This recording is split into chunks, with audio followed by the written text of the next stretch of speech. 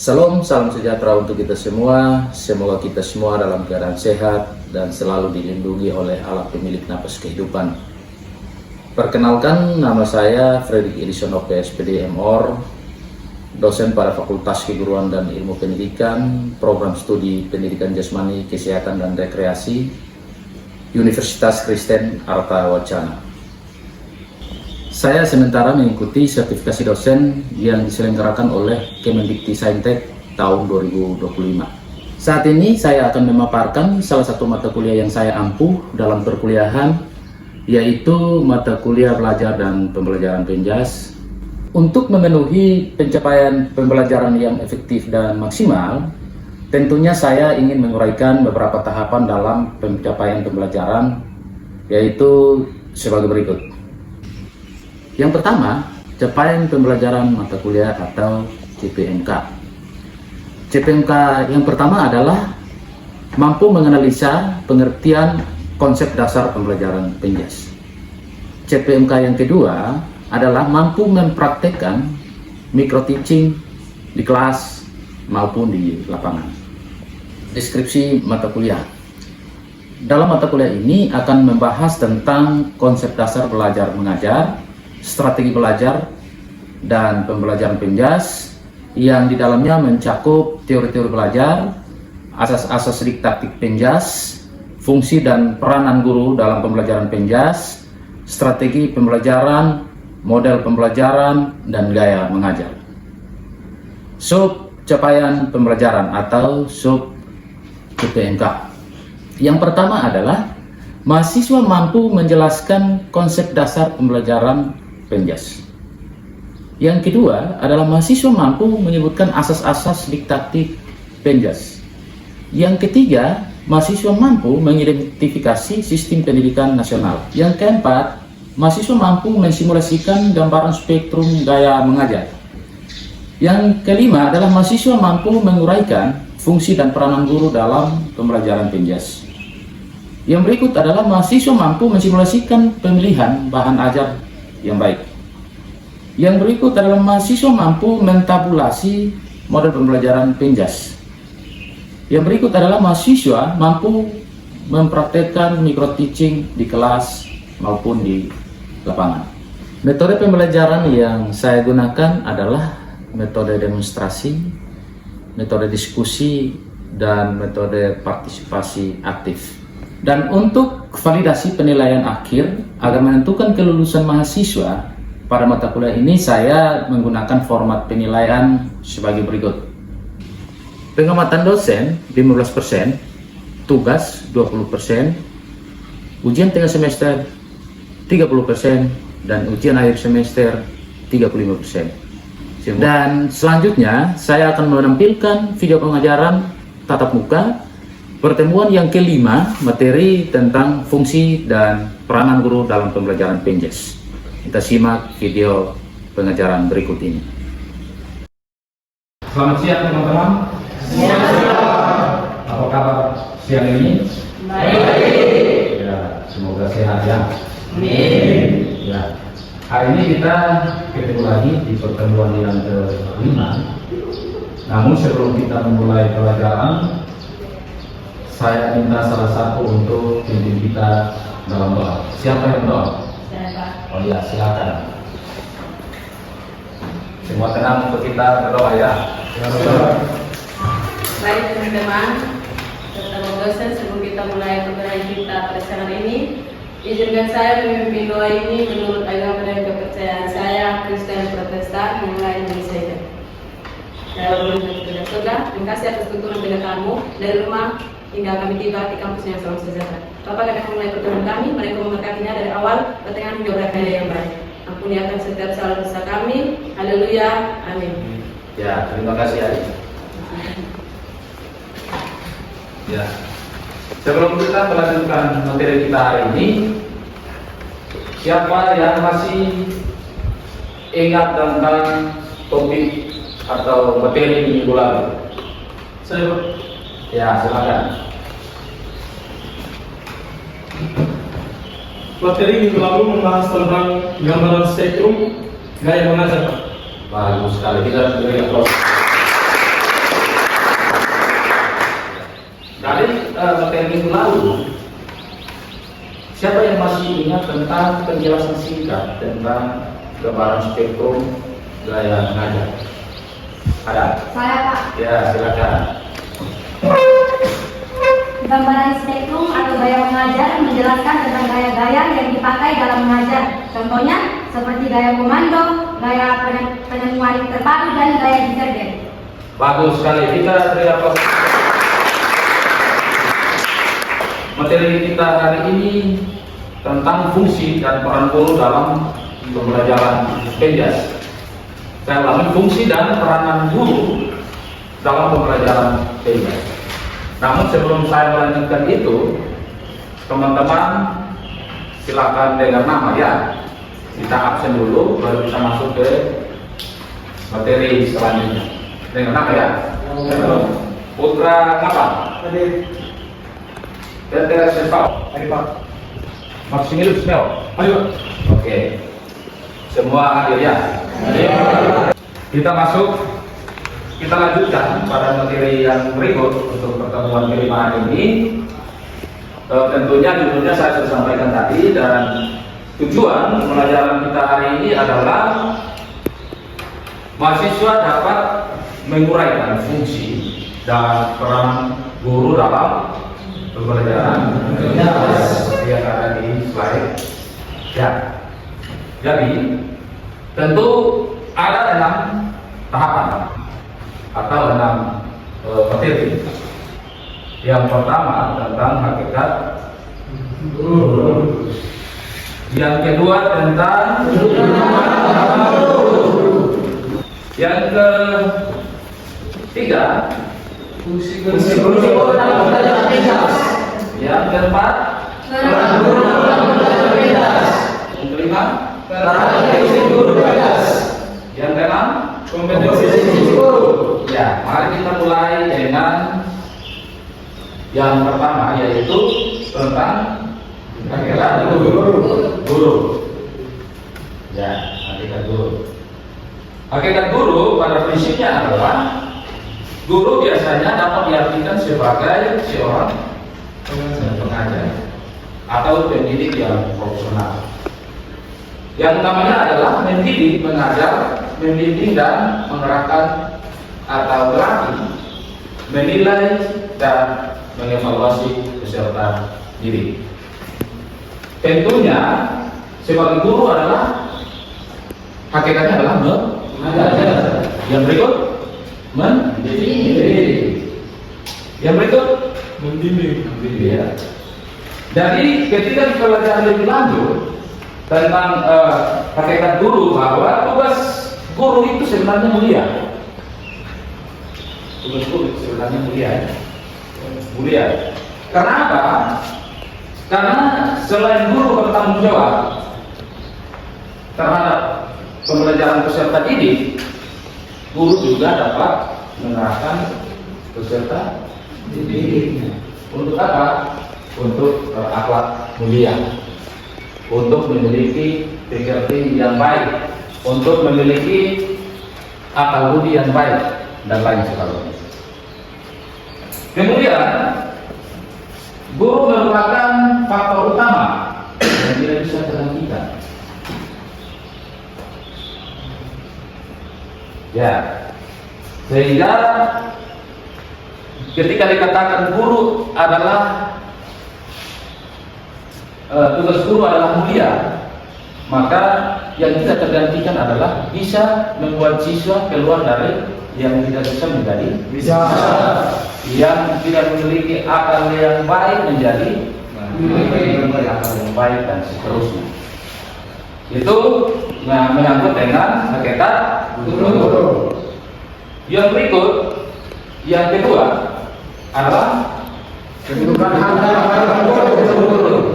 Kedudukan hak dan guru. Ya.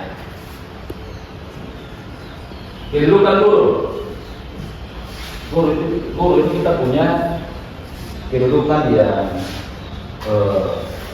memiliki nilai dan norma yang tinggi, dicerminkan dalam kehidupan manusia. Dia kedudukan kita ini sebenarnya tinggi. Makanya tadi dikatakan mulia, benar sekali. Tadi dikatakan mulia. Sehingga ketika guru dikatakan mulia, maka dia sering mencari solusi untuk apa? Untuk anak didiknya, mendapatkan pengetahuan, mendapatkan ilmu, mendapatkan pengerti, mendapatkan apa lagi? Ada yang bisa? Akal yang baik. Apa? Akal yang baik. Akal yang baik dan lain sebagainya. Bisa Pak? Bisa memahami sampai sini? Bisa. Yang berikut adalah hak guru. Ada hak-hak guru dalam melaksanakan tugasnya sebagai seorang pengajar. Kita dengar ya, ada hak-hak kita yang harus diterima atau jadi ketika kita lihat di undang-undang dosen, jelas dia mengatur tentang semua kewajiban guru yang harus dilaksanakan di sana. Yang ketiga adalah fungsi guru dalam pembelajaran. Guru dalam pembelajaran mengajar.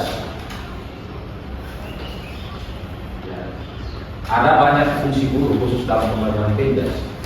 Di sini saya ambil 3. Yang pertama adalah fungsi instruksional. Itu berhubungan dengan peran guru sebagai pengajar. Menginstruksikan materi yang dia punya kepada peserta didik, memberitahukan ilmu atau pengetahuan yang dimiliki oleh guru kepada peserta didik. Teman-teman sebagai calon guru apalagi guru olahraga, besok-besok pasti sama seperti yang ada di sini. Yaitu orang yang memberikan petunjuk kepada siswanya berupa ilmu pengetahuan, memberitahukan ilmu pengetahuan yang dia punya kepada peserta didik. Itu yang diistilahkan dengan mengajar seperti saat ini. Bisa kan? Bisa disahkan? Bisa. Ya, yang kedua adalah fungsi guru sebagai edukasi. Fungsi yang berhubungan dengan peran guru sebagai seorang pendidik, yaitu guru bukan hanya bertugas sebagai pengajar, melainkan guru juga berkewajiban untuk mendidik serta menanamkan moral, etika dan nilai-nilai kehidupan kepada para siswa dan peserta didik. Jadi harus setuju moral yang baik, besok kita dari guru dan lain sebagainya. Yang ketiga adalah fungsi guru sebagai manajerial. Ya, peran guru sebagai manajerial di kelas atau di lapangan, kita orang olahraga pasti di lapangan juga. Ya, adalah selain mengajar dan mendidik, guru juga mempunyai kewajiban untuk bisa memimpin. Jangan sampai kita calon-calon guru yang sering saya sampaikan kepada teman-teman bahwa jangan sampai kita guru penjas kemudian berdiri lalu komando siswa yang lakukan tanpa mempraktikkan, memberitahu atau mempraktikkan.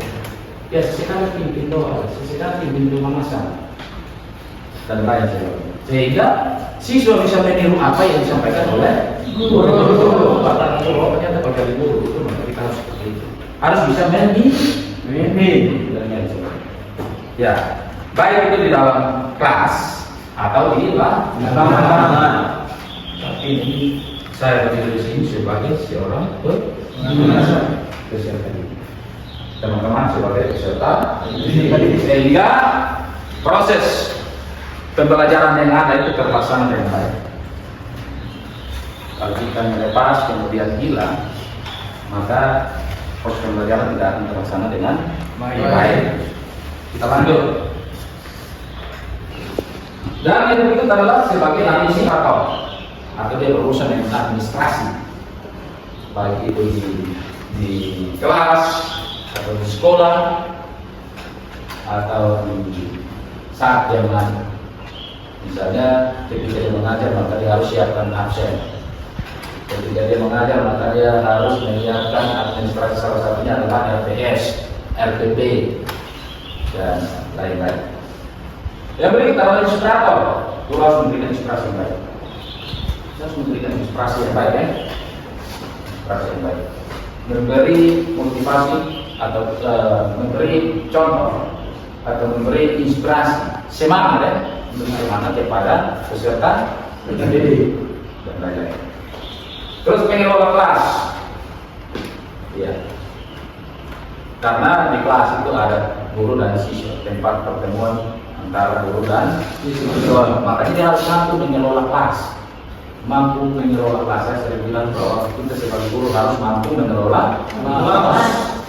Yang paling penting adalah mampu mengelola kelas. Kalau tidak mampu mengelola kelas, bisa. Yang berikut adalah sebagai penasehat, mendidik dan guru, mendidik peserta didik, orang tua, walaupun dia tidak punya latihan khusus tentang penasehat, tetapi bisa mendidik peserta didik, karena dia menyenangkan orang tua dan lain sebagainya. Bahkan di masyarakat itu dia bisa ditahan kan? Bisa. Lanjut. Karakteristik guru PNS. Yang pertama adalah ciri diri positif. Guru merupakan orang yang memiliki tugas dan kewajiban untuk mendidik dan mengajar. Namun demikian, tidak semua orang berpendidikan dan berilmu tinggi mampu menjadi seorang guru. Tidak semua orang bisa seperti itu menjadi guru. Maka kita sebagai guru adalah mulia. Yang kedua adalah etika. Guru harus memiliki asas atau moral yang baik di tengah masyarakat. Kita harus memberikan contoh. Karena kita sebagai guru masyarakat minta ketika ada info jangan sampai kita lari. Harus menunjukkan moral yang cara bahwa kita adalah orang-orang telah suruh buat lapangan lah, jangan seperti itu. Kita harus menunjukkan bahwa kita punya kita punya pengetahuan di tengah-tengah masyarakat. Yang berikut, komitmen. Guru harus memegang prinsip tanggung jawab dalam melaksanakan sebagai tenaga pengajar dan profesional. Harus berprinsip bahwa saya itu guru. Bagaimana caranya untuk siswa bisa keluar dari yang belum tahu menjadi tahu? Maka harus berprinsip, ya, memampukan siswa mencari solusi, mencari strategi, mencari sebuah perubahan untuk merubah siswa menjadi lebih baik. Dan empati, ya, guru juga harus punya empati, rasa memiliki terhadap siswa itu tinggi. Jangan sampai saling menilai antara siswa yang satu dengan siswa lain, antara siswa yang tidak mampu dengan siswa yang mampu, antara peserta didik yang pengetahuannya ini dengan peserta didik yang pengetahuannya tinggi dan lain sebagainya. Kita harus punya empati terhadap orang lain. Terhadap orang lain yang sini dimaksud adalah peserta didik. Dan punya empati jangankan di dalam ruangan atau di lapangan ketika kita mengajar, tetapi bisa juga di tengah-tengah masyarakat. Punya empati, rasa memiliki terhadap orang lain terus ada. Bahwa saya punya siswa, saya punya masyarakat, dan saya punya sahabat dan lain sebagainya. Karena kita adalah pendidik, pengajar, pelatih, pembimbing, dan lain sebagainya. Kita harus punya rasa empati. Iya. Yang berikut adalah kompetensi guru. Tentu ada 4 kompetensi guru yang sering kita lihat. Dan hari ini kita membahas tentang kompetensi guru. Yang pertama adalah kompetensi pedagogi. Siapa yang bisa paham atau bisa menyampaikan, atau siapa yang tahu tentang kompetensi pedagogi? Satu orang bisa baca dari saya. Siapa? Salah satu. Kompetensi pedagogi. Ya, silakan. Di slide. Ada di slide. Kompetensi pedagogi. Kemampuan guru secara akademik dan intelektual dalam mengelola pembelajaran seperti pemahaman wawasan atau landasan keilmuan. Iya. Terima kasih. Yang kedua, ada yang selesai? Ya, silakan.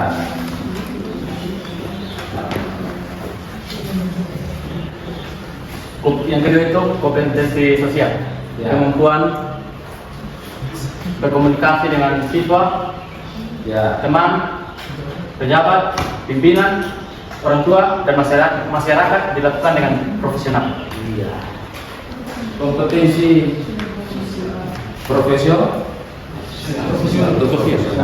Ya, ya. Yang berikut kompetensi sosial. Kompetensi sosial adalah kemampuan berkomunikasi dengan siswa, teman sejawat. Jadi bagaimana cara kita sebagai guru berkomunikasi dengan siswa. Seperti rasa empati tadi itu kan bagian daripada kompetensi sosial. Ya. Bagaimana kita mengkomunikasikan pembelajaran dengan siswa yang kurang mampu dan yang memiliki kemampuan berkomunikasi dengan teman sejawat atau teman sekerja atau teman kelas.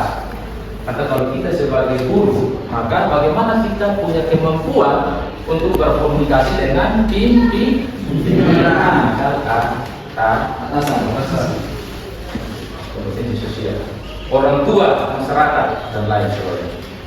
Yang berikut adalah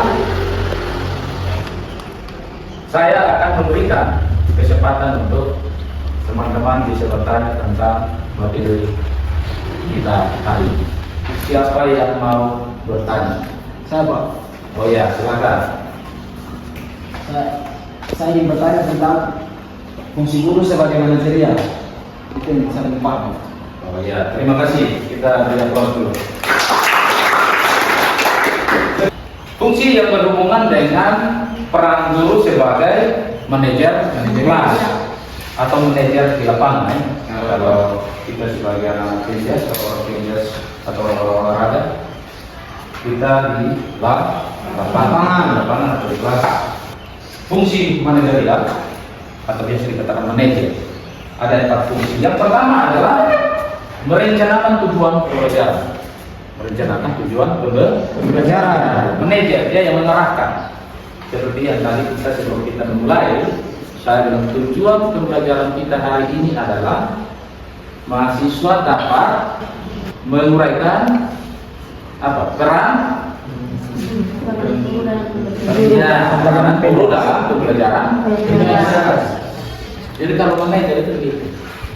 Peran guru sebagai manajerial salah satunya adalah merencanakan tujuan pembelajaran. Yang kedua adalah menyelesaikan atau menyiapkan berbagai sumber informasi yang kaitannya dengan materi ajar atau materi mengajar. Yang ketiga tentang mampu memimpin. Tadi saya ulang, mampu memimpin.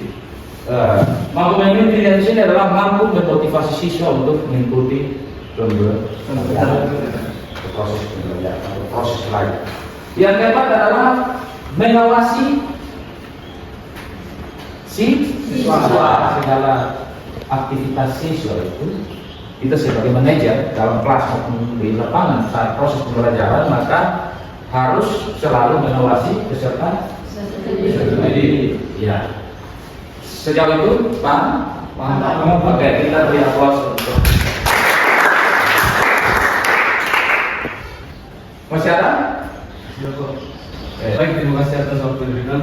Di sini saya akan bertanya tentang kompetensi-kompetensi yang tadi Bapak sudah jelaskan. Dalam proses pembelajaran, kompetensi kepribadian tidak dapat dipisahkan dengan perilaku mengajar seorang guru.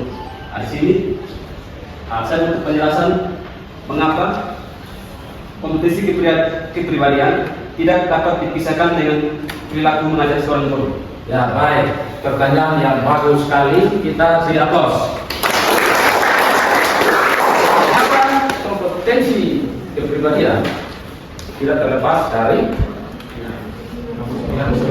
perilaku seorang guru. Kenapa? Karena perilaku seorang guru menunjukkan kompetensi dalam pengajaran. Contoh, kalau dia tidak siap materi, maka dia mengajar tidak akan sesuai dengan topik atau judul materi yang disampaikan. Kalau dia tidak siap RPP silabus, maka dia mengajar tidak akan sesuai dengan apa yang harus dia ajar atau sampaikan. Gitu. Jadi kepribadian kita sebagai guru mencerminkan kompetensi perilaku, atau perilaku seorang guru mencerminkan apa tadi? Atau perilaku seorang guru sebagai cerminan pribadi atau kompetensi apa tadi? Kepribadian tidak dapat dipisahkan dengan perilaku mengajar seorang guru. Ya. Kalau perilaku itu mencerminkan kompetensi mengajar seorang guru. Sampai situ paham? Paham. Ya. Kalau gitu, masih ada? Pas. Kalau pas, maka materi kita hari ini saya pikir cukup jelas tentang bagaimana hakikat seorang guru, kemudian bagaimana kedudukan, hak dan kewajiban guru. Yang terakhir adalah tugas. Maka silakan teman-teman turun di sekolah, kemudian observasi, melihat langkah-langkah pembelajaran yang ada di sekolah, mencatat, mempelajari, kemudian mempraktekkan di kelas. Pak, maka materi kita hari ini cukup, dan salah satu bimbing kita dalam soal. Ya. Terima kasih Mas Bapak sekalian tamu dari awal. Kemudian kami juga perhatikan jawaban untuk sementara kami akan berpisah dari penting. Tuhan menunggu agar kami tiba di tempat kami masing-masing dengan santai dan selamat. Kami bisa teruskan. Amin. Ya, terima kasih. Sampai ketemu minggu depan. Selamat siang. Demikian video pengajaran mata kuliah belajar dan pembelajaran penjas ini saya buat. Sekian dan terima kasih.